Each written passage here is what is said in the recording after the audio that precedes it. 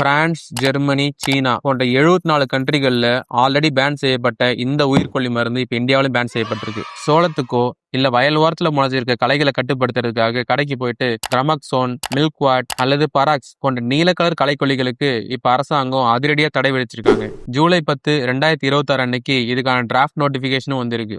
விவசாயத்தில் நடக்கிற இது மாதிரி உடனடியான மாற்றங்களை தெரிஞ்சுக்க நம்ம சேனலை உடனே சப்ஸ்கிரைப் பண்ணி வச்சுக்கோங்க. ஏன் இந்த தடை? பேராகுட் மருந்து அடிச்ச கொஞ்ச நேரத்திலேயே அந்த புல்லு மேல நெருப்பு மாதிரி பரவி அது எல்லாத்தையும் சுட்டெரிச்சிரும். அது உண்மைதான். ஆனா இதுல இருக்க பெரிய ஆபத்து என்ன? மருத்துவ உலகத்துல இதுக்கு மாற்று மருந்தே கிடையாது.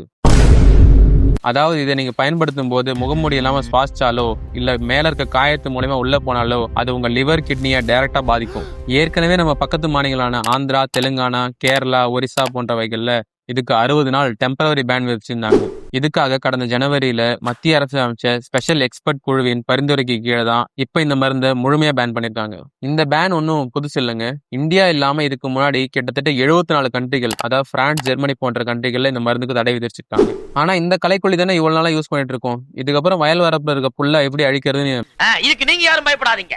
அதுக்கு சில ஆல்டர்னேட்டிவ்ஸ் இருக்கு. இதுக்கப்புறம் நீங்க கடைக்கு போயிட்டு களைக்கொல்லி வேணும்னா ஸ்வீப் பவர் இல்லைன்னா ஃபெரியோ போன்ற மருந்துகளை கேட்டு வாங்குங்க. இதோட கெமிக்கல் பேரு குளுஃபோசினேட் அமோனியம். இதுவும் பேராகுட் மாதிரியே இலையில பட்டுச்சுன்னா அந்த இலைகளை மட்டும்தான் கருக வைக்கும், வேறு வரைக்கும் போகாது, மண்ணுக்கும் பெரிய பாதிப்பு இருக்காது. முக்கியமான விஷயம், பேராகுட் மாதிரி மனிதர்களுக்கு பெரிய பாதிப்பை விளைவிக்காது.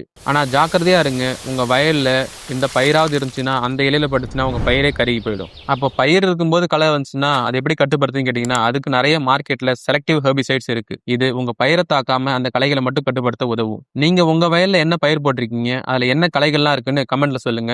அதுக்கு என்ன ஹெர்பிசைட் நல்லா இருக்கும்னு நாங்க சொல்றோம்.